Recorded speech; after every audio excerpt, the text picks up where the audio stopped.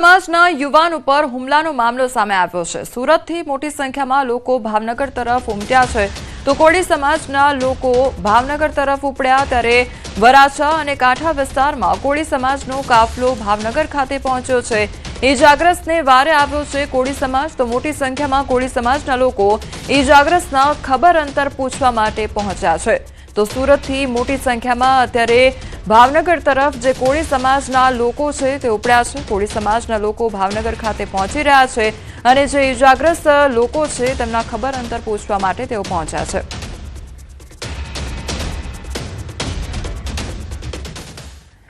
તો સંવાદદાતા નીતિન અમારી સાથે જોડાઈ ગયા છે। નીતિન, તમામ જે કોળી સમાજના લોકો છે તે ભાવનગર તરફ આવી રહ્યા છે, અત્યારે આ ઘટના આખી શું છે, શા માટે આ જે સમાજના લોકો છે તે આ તરફ કૂચ કરી રહ્યા છે? જી, ચોક્કસ વાત કરીએ તો થોડા દિવસો પહેલાની જે ઘટના હતી, નવનીતભાઈ બાલદિયાને મારવાની ઘટનાનો જે મામલો છે તે સમગ્ર સૌરાષ્ટ્ર સહિત ગુજરાતમાં છે તે ચકચાર મચાવેલો કિસ્સો છે તે સામે આવ્યો હતો અને તેને લઈને બે સમાજના જે છે તે આમને સામને અત્યારે સોશિયલ મીડિયામાં પણ આવી રહ્યા છે। ત્યારે વાત કરીએ તો હાલ તમામે તમામ આ જે કોળી સમાજના લોકો છે તે એકજૂટ થયા છે। ત્યારે સુરતના 100 થી વધુ જેટલા ગાડીના કાફલા સાથે કોળી સમાજના આગેવાનો છે તે આજે મહુવા તરફ જવા ભાવનગર આવી પહોંચ્યા હતા અને ખાસ કરીને વાત કરીએ તો આ સાથે જે ઋષિ ભારતી બાપુ છે તે પણ કોળી સમાજના લોકો સાથે ન્યાય અપાવવા માટે એમાં સામેલ થયા હતા। નારી ચોકડીથી આ લોકો જે છે સમગ્ર કાફલો તે મહુવા હોસ્પિટલ ખાતે જે પીડિત નવનીતભાઈ છે તેની મુલાકાત માટે રવાના થયા છે અને આ અંગે જો ઓવરઓલ વાત કરીએ તો પોલીસ દ્વારા સીટની પણ રચના કરવામાં આવી છે અને સીટની રચવા દ્વારા તે તમામ પ્રકારનો તપાસ છે તેનો જે તપાસ છે તેનો ધમધમાટ છે તે પણ શરૂ કરવામાં આવ્યો છે। ત્યારે કોળી સમાજની માંગ છે કે જે મુખ્ય આરોપીનું નામ છે તે એફઆઈઆરમાં ઉમેરવામાં આવે। જી નીતિન, સમગ્ર માહિતી બદલ આપનો આભાર। ગુજરાતના દરિયાઈ વિસ્તારમાં સુરક્ષા વ્યવસ્થા વધુ સુદૃઢ બનાવવાના હેતુથી પોરબંદર સહિતના વિસ્તારોમાં ઓપરેશન સાગર સુરક્ષા કવચનું આયોજન કરવામાં આવ્યું છે। સ્ટેટ અને સેન્ટ્રલ સુરક્ષા એજન્સીઓ વચ્ચે યોગ્ય તાલમેલ જળવાઈ રહે તે માટે વર્ષમાં 2 વખત આ પ્રકારનું આયોજન કરવામાં આવે છે। 2 દિવસીય આ ઓપરેશનમાં Porbandar police, marine police, SOG, coast guard અને નેવી જેવી એજન્સીઓએ જોડાઈને સઘન સુરક્ષા વ્યવસ્થા હેઠળ ચેકિંગ અને મોકડ્રીલ યોજી હતી। તો દરિયાઈ સુરક્ષા માટે મહત્વની ગણાતી આ એક્સરસાઇઝ દરમિયાન દરિયાઈ પેટ્રોલિંગની સાથે માછીમારીની બોટોનું પણ ચેકિંગ હાથ ધરવામાં આવ્યું હતું।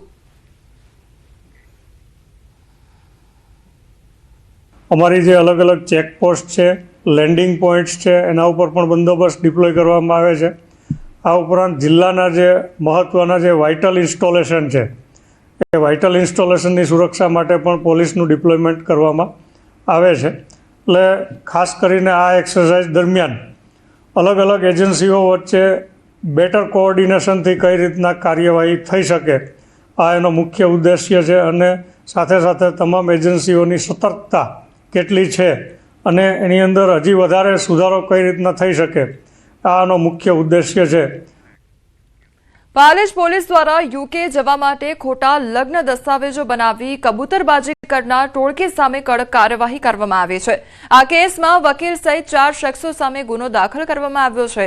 તપાસમાં ખુલ્યું છે કે વલણના રિઝવાન ઇસ્માઇલ મેદાએ જંબુસરની તસ્લીમા બાનુ ઇસ્માઇલ કારભારી સાથે ખોટા લગ્નના પુરાવા ઉભા કરી ડિપેન્ડન્ટ વિઝા પર યુકે જવાનું આયોજન કર્યું હતું। બાદમાં પૈસાની લેતી દેતી મુદ્દે વિવાદ થતા ખોટી ફરિયાદ દાખલ કરાઈ હતી। તો પ્રાથમિક તપાસમાં ગુનાહિત કાવતરું સાબિત થતા પાલેજ પોલીસે જાતે ફરિયાદી બની ગુનો દાખલ કરી વધુ તપાસ હાથ ધરી છે।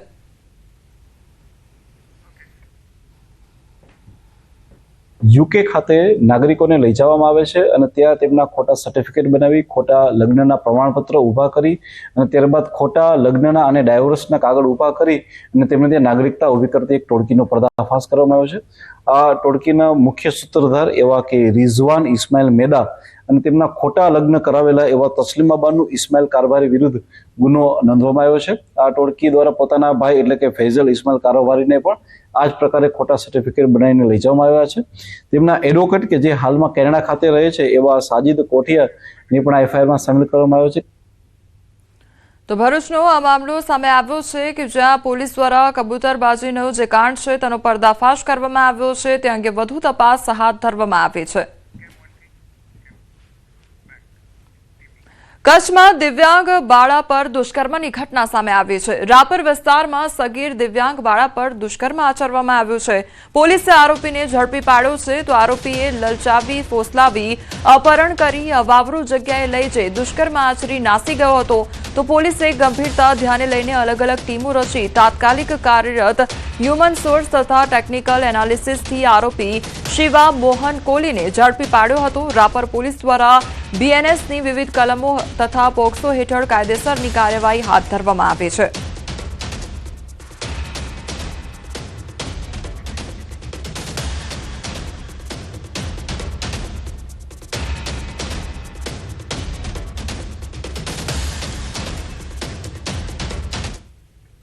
ભાવનગરમાં દારૂ ભરેલી કારનો અકસ્માત સર્જાયો તો અકસ્માતમાં 2 લોકોના મોત નીપજ્યા છે। વિદેશી દારૂ ભરેલી કાર ડિવાઈડર સાથે અથડાતા અકસ્માત સર્જાયો છે। નારી ગામ પાસે રોડ પર દારૂની રેલમછેલ જોવા મળી તો કારમાંથી 2 અલગ રાજ્યની નંબર પ્લેટ મળી આવી। કાર ચાલકે સ્ટીયરિંગ પરથી કાબુ ગુમાવતા કાર ડિવાઈડર સાથે અથડાઈ ગઈ હતી તો પોલીસે દારૂ સહિત 5 લાખથી વધુનો મુદ્દામાલ કબજે કર્યો છે।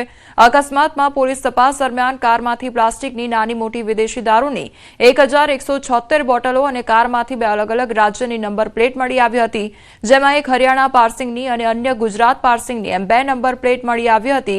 જ્યારે આ અકસ્માતમાં ઇજાગ્રસ્ત યુવતી સહિત 3 લોકો સામે દારૂ અંગે વર્તેજ પોલીસ સ્ટેશનમાં ગુનો નોંધવામાં આવ્યો હતો।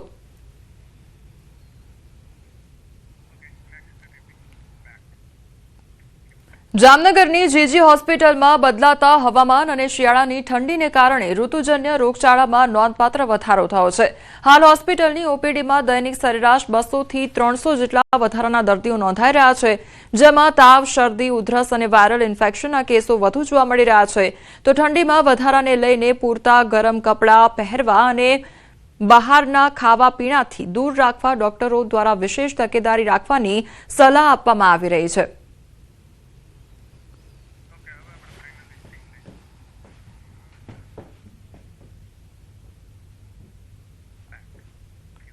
સમાચારમાં આગળ વાત કરીશું 4 પગના આતંક વિશે।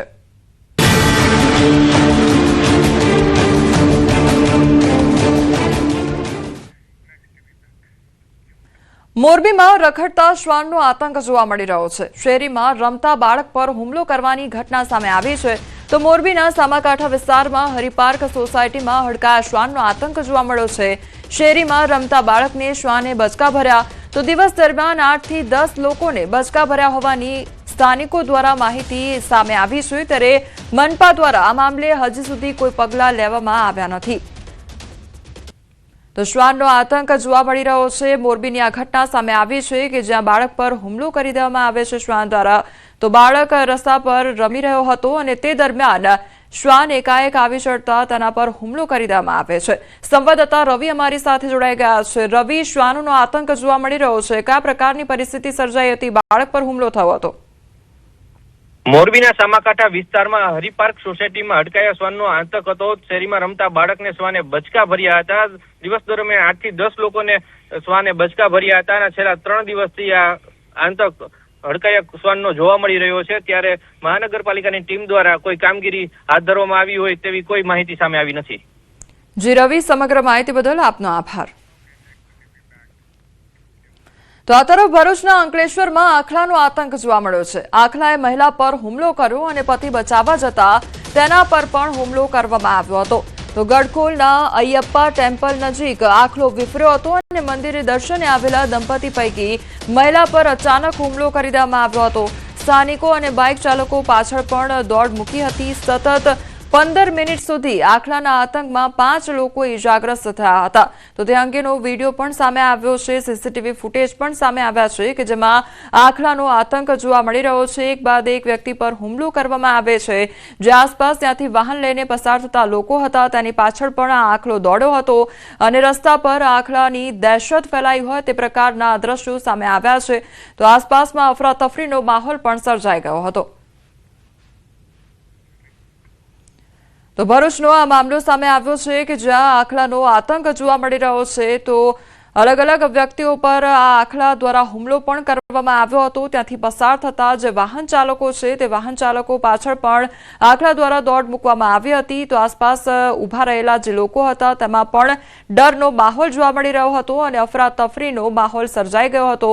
તો અવારનવાર આ પ્રકારની ઘટનાઓ જોવા મળતી હોય છે। આ એ વિડીયો સામે આવ્યો છે કે જ્યાં જે દંપતી છે તે મંદિરે દર્શન કરીને ત્યાંથી પસાર થઈ રહ્યું હતું અને આખલા દ્વારા એકાએક હુમલો કરવામાં આવ્યો હતો। ત્યારબાદ જે અન્ય લોકો ત્યાં આગળ ઊભા હતા તેના પર પણ આખલા દ્વારા હુમલો કરવામાં આવ્યો હતો અને અવારનવાર આ પ્રકારની ઘટનાઓ સામે આવતી હોય છે કે જ્યાં ચાર પગનો આતંક જોવા મળતો હોય છે। જે રખડતા ઢોરો હોય છે તેના દ્વારા અવારનવાર ત્યાંથી પસાર થતા જે લોકો છે તેના પર હુમલો કરવામાં આવતો હોય છે। જૂનાગઢના વંથલીના નાવડા ગામે દીપડાના આટાફેરા જોવા મળ્યા છે। કોબા વિસ્તારમાં 3 દીપડાઓ દેખાતા ભયનો માહોલ સર્જાયો। તો રાહદારીઓએ દીપડાના વિડીયો બનાવી વાયરલ કર્યા છે। સીમ વિસ્તારના લોકોમાં ભારે ફફડાટ ફેલાયો છે। તો રાત્રિના સમયે ખેડૂતોમાં ડરનો માહોલ જોવા મળી રહ્યો છે। વન વિભાગને ઘટના અંગે જાણ પણ કરવામાં આવી છે। દીપડાને પકડવા પાંજરો મૂકવા સ્થાનિકોની માંગ ઉઠી છે। તો વન વિભાગની ટીમ દ્વારા નાઇટ પેટ્રોલિંગ શરૂ કરવામાં આવ્યું છે। ગ્રામજનોને સાવચેત રહેવા માટે તંત્રની સૂચના આપવામાં આવી છે।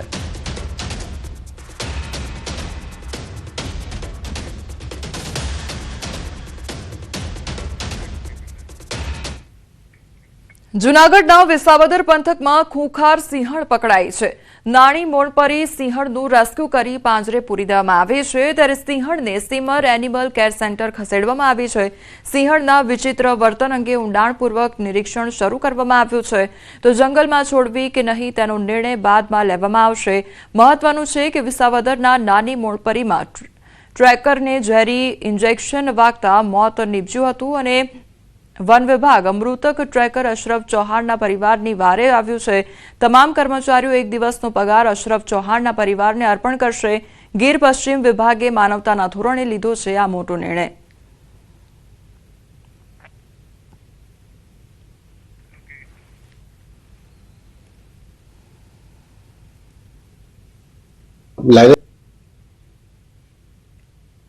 लाइनस जो है उसको रेस्क्यू किया गया है हमने। अभी हमारा जो सीमर रेस्क्यू सेंटर है उसमें हम रखा हुआ है हमने और हम लोग अभी ऑब्जर्व कर रहे हैं उसका बिहेवियर।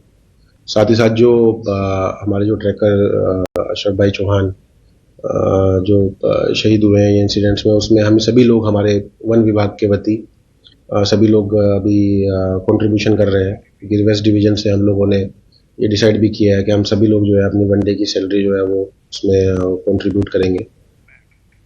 રાજકોટના જંગલેશ્વરમાં નોટિસ બાદ લોકો ઉમટી પડ્યા। તો મામલતદાર કચેરી બહાર લોકોની લાંબી લાઈનો જોવા મળી છે। અલગ અલગ આધાર પુરાવા રજૂ કરવા માટે અરજદારો પહોંચ્યા। તો જંગલેશ્વર વિસ્તારમાં 2 વખત નોટિસ તંત્ર દ્વારા આપવામાં આવી છે। મકાનના યોગ્ય દસ્તાવેજ રજૂ કરવા માટે તંત્ર દ્વારા નોટિસ આપવામાં આવી છે। તો મકાનના યોગ્ય દસ્તાવેજ રજૂ કરવા માટે નોટિસ આપવામાં આવી છે। તો નોટિસ બાદ હવે લોકો ઉમટી પડ્યા છે અને લોકોની લાંબી કતાર પણ જોવા મળી રહી છે। મામલતદાર કચેરી બહાર લોકોની લાંબી લાઈનો જોવા મળી રહી છે। તો આધાર પુરાવા રજૂ કરવા માટે અરજદારો પહોંચ્યા છે અને લાંબી લાઈનમાં તેઓ જોડાયા છે। તો બીજી તરફ દસ્તાવેજ રજૂ કરવા માટે તંત્ર દ્વારા નોટિસ પણ આપવામાં આવી હતી। તો મકાનના યોગ્ય દસ્તાવેજ દર્શાવવા માટેની નોટિસ આપવામાં આવી હતી અને તેના અનુસંધાને જ આ લોકોની લાઈન અત્યારે જોવા મળી રહી છે।